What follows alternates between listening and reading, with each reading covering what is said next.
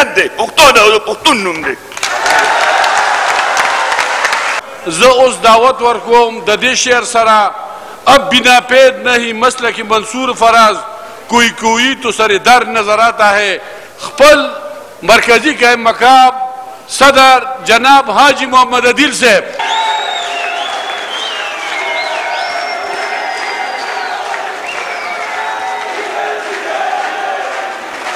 کہ یہ باچا خان کی روحانی کا رہنمائی تھی، یہ رہبر تحریک خان محبوب علی خان کی رہنمائی اور ان کا ولولہ تھا، یہ جناب حسن یار ولی خان کی سرپرستی تھی کہ آپ کے ساتھیوں نے، آپ کی پارٹی نے آج وہ کچھ حاصل کیا ہے جو قومیں ہزاروں سال میں نہیں حاصل کر سکتی، اور ہم نے یہ آئینی طریقے سے پرامن طریقے سے حاصل کیا ہے. آج ہمیں اپنا نام چاہیے تھا جو انگریز نے ہم سے چھین لیا تھا، آج ہمیں وہ اپنا نام بھی ملا ہے. لوگ کہتے ہیں کہ دکاندار کہتا ہے کہ ایک چیز خریدو دوسری مفت ملے گی، ہم نے پختونخوا حاصل کیا، خیبر ہمیں مفت مل گیا، ہمیں قبول ہے.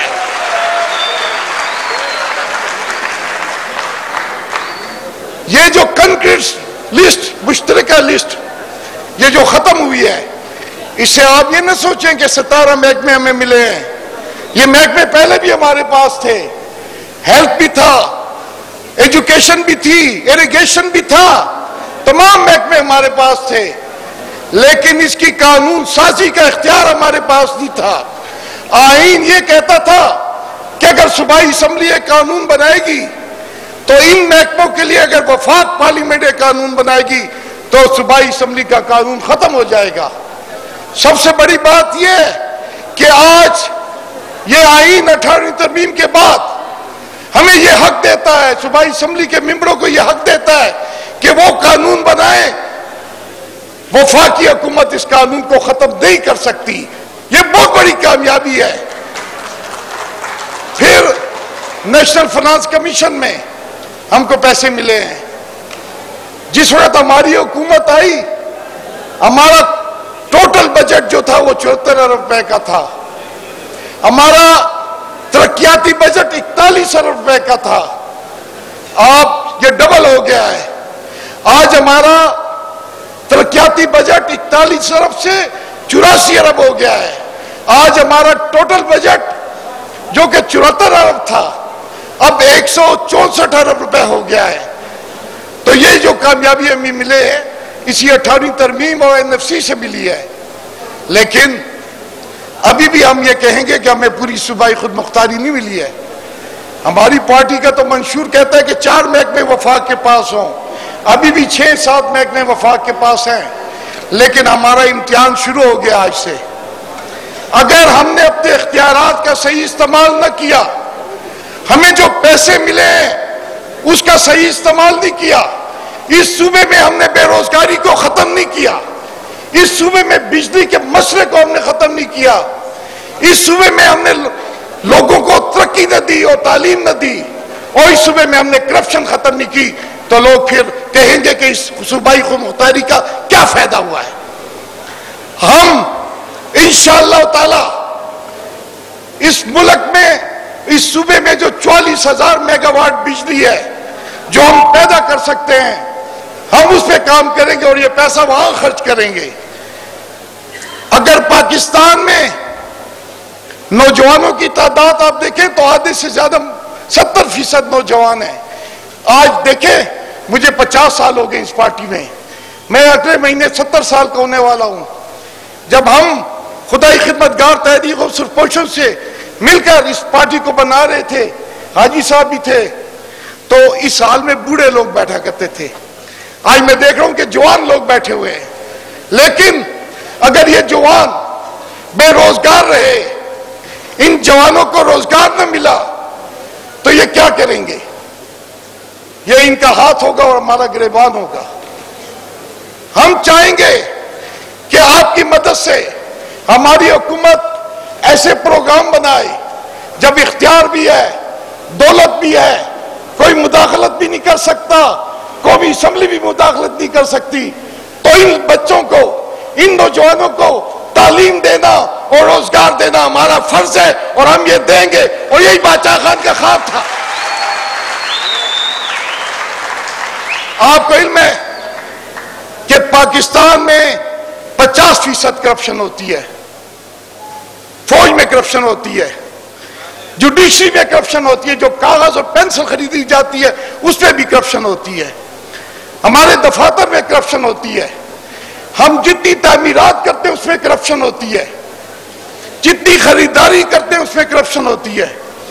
اگر پاکستان میں صرف ہم اس سال 10% کرپشن میں کمی کریں، میں بہت بڑی بات نہیں کرتا، صرف 10% ہم کرپشن میں کمی کریں تو پاکستان کے بجٹ میں جو 300 ارب روپے کا فرق ہے وہ ختم ہو سکتا ہے، ہماری سیونگ 300 ارب روپے ہو سکتی ہے۔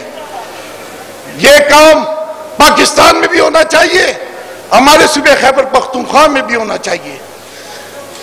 اگر ہمارے صوبے میں جو سرکاری کرپشن ہوتی ہے، اور یہ آج سے نہیں ہوتی ہے، جب سے پاکستان بنے اس وقت سے ہوتی ہے، کوئی کام بغیر پیسوں کے نہیں ہوتا، نوکری بغیر پیسوں کے نہیں ملتی، کوئی بل بغیر پیسوں کے پاس نہیں ہوتا۔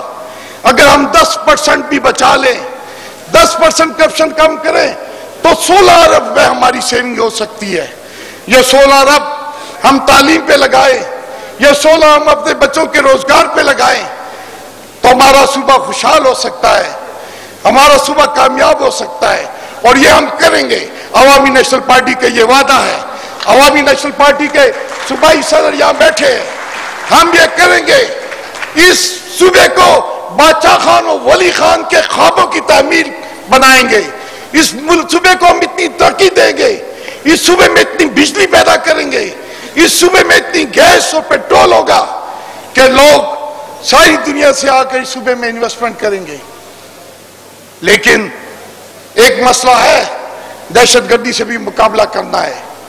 ہمارے پر یہ دہشت گردی جرنیلوں نے، ضیاء الحق کو مشرف نے ٹھونسی ہے، لیکن ہم لڑیں گے۔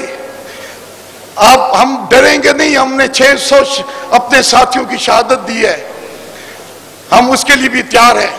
لوگ کہتے ہیں کہ یہ ہماری جنگ نہیں ہے، میرے بچوں کو لوگ مار رہے ہیں، میرے اسکولوں پہ حملہ کر رہے ہیں، میرے مسجدوں پہ، میری مزاروں پہ حملہ ہو رہا ہے، میرے گھروں پہ، بازاروں پہ حملہ ہو رہا ہے، اور لوگ کہتے ہیں کہ ہماری جنگ نہیں ہے۔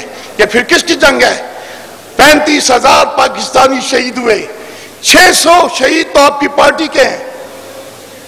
یہ جنگ اگر میری نہیں ہے، یہ میری نہیں تھی، میں نے اس کی مخالفت کی تھی، میں نے اس کی مخالفت کی تھی، لیکن اب جنگ یہ میرے پہ مسلط کر دی گئی ہے۔ میں یہ جنگ لڑوں گا، امن کی خاطر جنگ لڑوں گا، کیونکہ میں امن پہ یقین رکھتا ہوں۔ جب امن ہوگا تو میرے بچے کو تعلیم ملے گی، جب امن ہوگا تو میرے کاروبار میں اضافہ ہوگا، جب امن ہوگا تو میرے گھر میں روشنیاں ہوں گی، جب امن ہوگا تو میرے بچے پڑھے ہوئے لکھے ہوں گے۔ اور یہ امن ہم نے حاصل کرنا ہے، اور یہ امن صرف اور صرف عوامی نیشنل پارٹی حاصل کر سکتی ہے۔ بادشاہ خان زندہ باد، ولی خان زندہ باد، اسفل یار ولی خان زندہ باد۔